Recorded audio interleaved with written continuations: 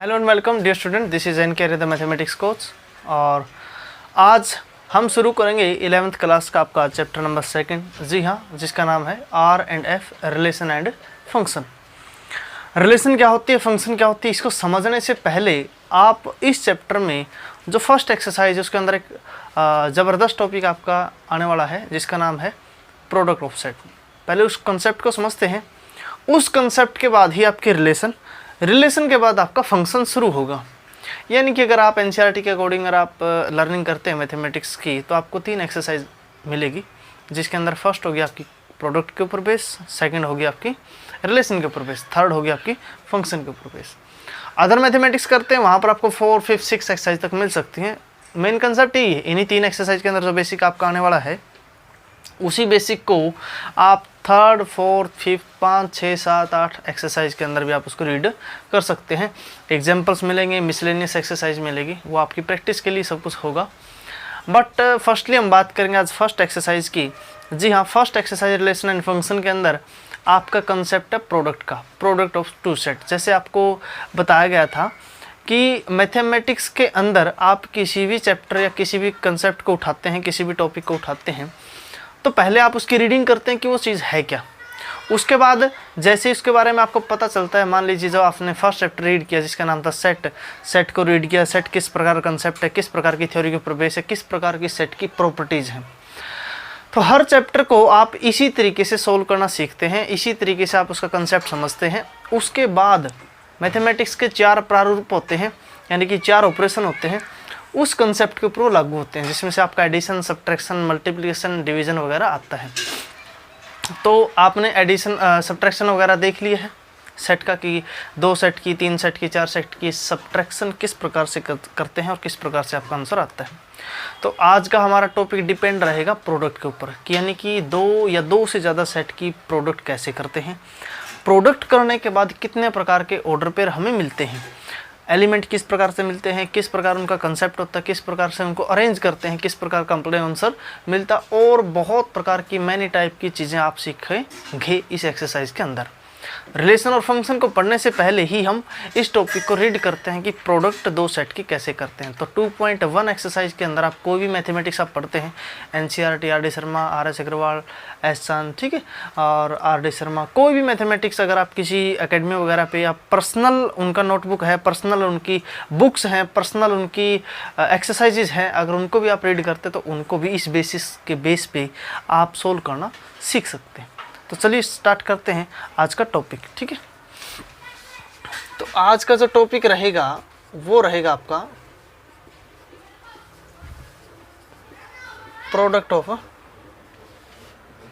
2 और मोर सेट्स, ठीक है। 2 या 2 से ज़्यादा सेट की प्रोडक्ट आप कैसे कर सकते हैं, ठीक है जी। प्रोडक्ट मेनली 2 टाइप की होती है आपकी, जिसमें से एक आती है आपकी डॉट प्रोडक्ट, जो सेट के केस में अप्लाई नहीं होती है, वेक्टर के अंदर अप्लाई होती है और बहुत सारी चीज़ों में अप्लाई होती है। और एक आती है आपकी क्रॉस प्रोडक्ट, जिसको कार्टेशियन प्रोडक्ट भी बोल देते हैं, ठीक है जी। इसको क्रॉस के साइन से डिनोट करते हैं इस प्रकार से, और डॉट वाले को डॉट के साइन से डिनोट करते हैं। इसको सोल्व करने के बाद आपका एक टॉपिक और आता है जिसको बोलते हैं ऑर्डर पेयर, यानी कि क्रॉस प्रोडक्ट करने के बाद 2 या 2 सेट की क्रॉस प्रोडक्ट करने के बाद जो आपको सिस्टम मिलता है वो पेयर की फॉर्म में मिलता है, और उन पेयर को ऑर्डर पेयर बोलते हैं। और पेयर में ज़रूरी नहीं कि 2-2 एलिमेंट मिलेंगे, 3 भी मिल सकते हैं, 4 भी मिल सकते हैं, 10 भी मिल सकते हैं। वो डिपेंड करता है कि आपने 2 सेट की अगर प्रोडक्ट करी तो उस पेयर में आपको 2 मिलेंगे, 3 की है तो आपको 3 मिलेंगे, 4 सेट की प्रोडक्ट की है तो आपने उसके अंदर 4-4 के आपको पेयर मिलेंगे। तो एक बार समझते हैं, थोड़ा सा टॉपिक है आपको, जैसे ही मैं इसका एग्जांपल दूंगा ये आपकी एक्सरसाइज यहीं समाप्त हो जाएगी। फिर इसके साथ साथ हम सीखेंगे कि और कितने प्रकार की चीज़ें इस क्रॉस प्रोडक्ट के अंदर हम अप्लाई कर सकते हैं, कैसे क्वेश्चन को सीख सकते हैं। जैसे मान लीजिए कि आपके पास एक सेट है जिसके अंदर एलिमेंट 1, 2, 3 और है, और एक सेट मान लीजिए आपके पास बी है जिसके अंदर एलिमेंट है 4 और 5, कुछ भी हो सकता है। ऐसा भी सेट हो सकता है जिसके अंदर एलिमेंट ही नहीं मिलेंगे, बट एक बार हम कोई एलिमेंट लेके चलते हैं। मान लीजिए आपको ए क्रॉस बी आपको फाइंड आउट करना है, ठीक है जी, दो सेट ही क्या करनी है आपको प्रोडक्ट। तो ए क्रॉस बी करना तो पहले आप लिखोगे ए सेट जिसके अंदर 1 2 3 है, क्रॉस में फिर आप लिखोगे बी सेट जिसके अंदर 4 और 5 है। फिर आपको फाइंड आउट करने हैं इसका आंसर आएगा ऑर्डर की पेयर में, ठीक है जी। तो अगर आपका ए सेट आगे है तो एलिमेंट भी ए के ही पहले लिखेंगे, बी पीछे तो एलिमेंट बी के बाद में लिखेंगे। कैसे? प्रोडक्ट करने का जो वर्किंग रूल वो ये है कि आप फर्स्ट सेट का फर्स्ट एलिमेंट उठाओगे। जैसे मान लीजिए आपने लिया 1, तो 1 के साथ इसके एलिमेंट को लिखोगे सभी को, यानी 1 के साथ हमने लिख दिया 4 और 1 के साथ हमने लिख दिया 5। उसके बाद उसके एलिमेंट समाप्त है। अब सेकंड एलिमेंट पे चलते हैं, यानी कि क्या लिखोगे अभी आप 2 के साथ 4 और 2 के साथ 5। ध्यान रहे ऑर्डर पेयर, यानी कि इन ब्रैकेट के बीच में भी आपको कोमा का प्रयोग करना है, अदरवाइज वो मल्टीप्लाई हो जाएगा। 3 लोगे तो 3 के साथ आप 4 का यूज करोगे और 3 के साथ आप 5 का भी प्रयोग करोगे, ठीक है जी। तो इस प्रकार से आपकी क्रॉस प्रोडक्ट यहाँ पर होती है। अगर इसी क्वेश्चन को आपको ऐसे करना होता है, यानी कि बी क्रॉस ए, तो बी सेट को आगे लिखते और ए सेट को पीछे लिखते, फिर आपका आंसर क्या आता? 4 के साथ 1, 4 के साथ 2 और 4 के साथ 3। समझ गए जी। उसके बाद 5 के साथ तीनों लिखोगे, 5 के साथ 1, 5 के साथ 2 और 5 के साथ 3, बीच में कोमे लगा दोगे और इस ब्रैकेट को आप सम अप करोगे। अच्छा जी, ऐसा है कि आप दो सेट, देखो कितने प्रकार से क्वेश्चन वो दे सकता है। अगर आप एनसीईआरटी रीड करते तो उसके अंदर आपको 9 से 10 क्वेश्चन आपको मिलेंगे। 9 से 10 क्वेश्चन के अंदर आपको किस प्रकार से क्वेश्चन दिए जाएंगे समझने का प्रयास करें, ठीक है। तो आपको क्वेश्चन मिलेंगे जी, 2 सेट दे देगा ए और बी, बोल देगा कि इसके क्रॉस प्रोडक्ट कीजिए, तो आप क्रॉस प्रोडक्ट ऐसे कर सकते हैं। एक क्वेश्चन मिलेगा जिसमें आपको बी क्रॉस ए निकालना है, यानी कि मैं आपको क्वेश्चन बताता हूँ। थर्ड क्वेश्चन आपको मिलेगा एक्सरसाइज में, जिसमें एक सेट मिलेगा जी, एक सेट मिलेगा एच। तो क्या करना है, जी की एच से करनी, फिर एच की जी से। वो क्वेश्चन मैंने आपको ऑलरेडी करवा दिया है। सेकंड क्वेश्चन मिलेगा जिसमें आपको 2 सेट देंगे डायरेक्टली, सिर्फ वो बोलेगा क्रॉस प्रोडक्ट निकालो, वो भी आपने निकाल दी है, ठीक है। एक क्वेश्चन मिलेगा, एक क्वेश्चन इसमें आता है जी, नोट करना है आपको, नंबर ऑफ ऑर्डर पेयर आपको फाइंड आउट करने के कितने बनेंगे। वो किस पे डिपेंड करता है कि जिन 2 सेट को आप लेके चलते हैं, मान लीजिए सेट लेके चलते हैं, इसमें कितने एलिमेंट है 3, दूसरे में कितने 2, इनकी मल्टीप्लाई कर दिया 6, यानी इसका फॉर्मूला होता है m क्रॉस n या n क्रॉस m। m और n सिर्फ नोटेशन है। किसको नोटेशन है भाई? m फर्स्ट सेट में कितने एलिमेंट हैं, n सेकंड सेट में। n आप आगे लिख सकते हैं, m आप पीछे लिख सकते हैं, ये भी कोई दिक्कत वाली बात नहीं है, ठीक है जी। तो एक क्वेश्चन आपको मिल सकता है जिसमें डायरेक्टली आपको सेट ए दे देगा, बी दे देगा और कुछ नहीं बोलेगा, वो सिर्फ इतना ही क्वेश्चन करेगा, find the number of order pair in the A cross B. तो डायरेक्टली आप लिख सकते हैं इसमें 3 एलिमेंट, इसमें 2 है, तो 3 2 6 आपका आंसर आएगा। एक क्वेश्चन आपको ऐसा भी मिलेगा। एक क्वेश्चन आपको दिया जाएगा जी, आपको ए क्रॉस बी के सारे एलिमेंट दे देगा, ए सेट और बी सेट नहीं देगा। वो आपको बोलेगा जी ए सेट का निर्माण कीजिए और बी सेट का निर्माण कीजिए, यानी कि ए के एलिमेंट बताइए और बी के एलिमेंट। अगर ए क्रॉस बी है तो जो सेट आगे हैं, प्रत्येक आगे वाला एलिमेंट आगे वाले सेट का एलिमेंट होगा। लेकिन किसी भी एलिमेंट को, आपको पता है, किसी भी एलिमेंट को, किसी भी मेंबर को, किसी भी नंबर को सेट में जब हम लिखते हैं तो सिंगल टाइम लिखते हैं। तो 1 लिख दिया जी एक बार, फिर किसको लिख दिया हमने, 2 को लिख दिया एक बार, और फिर किसको लिख दिया 3 को। ये सेट यहाँ समाप्त होता है। सेकंड वाले जो एलिमेंट है वो सेकंड के हो गए, यानी कि 4 5, इधर 4 5 ये पहले आ चुके हैं, ठीक है जी। एक क्वेश्चन आपको ऐसा मिलेगा जिसमें आपको क्रॉस प्रोडक्ट के ऑर्डर पेयर आपको पहले से गिवन मिलेंगे, उससे आपको सेट बनाना है। समझिए क्वेश्चन कैसे कैसे मिलेंगे। सेट मिलेगा, क्रॉस प्रोडक्ट कीजिए, ठीक है, रिवर्स क्रॉस प्रोडक्ट कीजिए, बी आगे ए पीछे। नंबर ऑफ ऑर्डर पेयर बताइए, वो बता सकते हैं। पहले से आपको ऑर्डर पेयर मिलेंगे, सेट बनाइए, तो फर्स्ट एलिमेंट फर्स्ट सेट का होगा, सेकंड एलिमेंट सेकंड सेट का आपका होगा। तो इस प्रकार से आपको क्वेश्चन दिए जा सकते हैं, ठीक है।